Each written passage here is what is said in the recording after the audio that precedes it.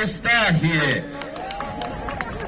Nadamo se da će obraniti titulu ove godine, iako je konkurencija malo veća, ali pod rednim brojem 2 nalazi se Hrvoje Čepo sa njegovim magarcem Verom. Pozdravimo i Hrvoja. Ajde, Arafat, ajde. Gledaj sad, neće preko vode, ovdje, neće preko...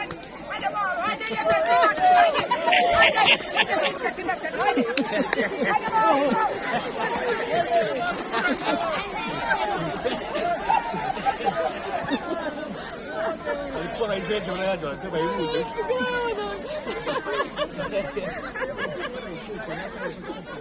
Ne, ali pola izveđa u radu. Evo ga stao.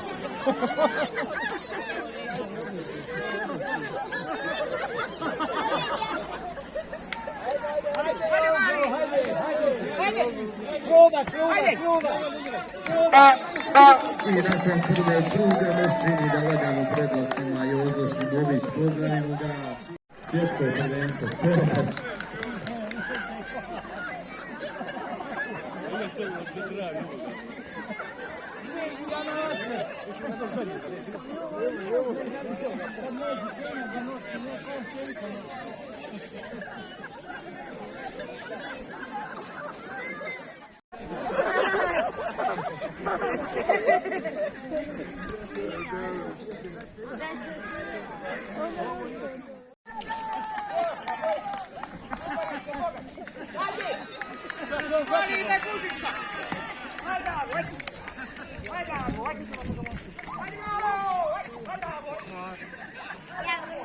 Ragazza Fabiana, ragazzi saranno i casati.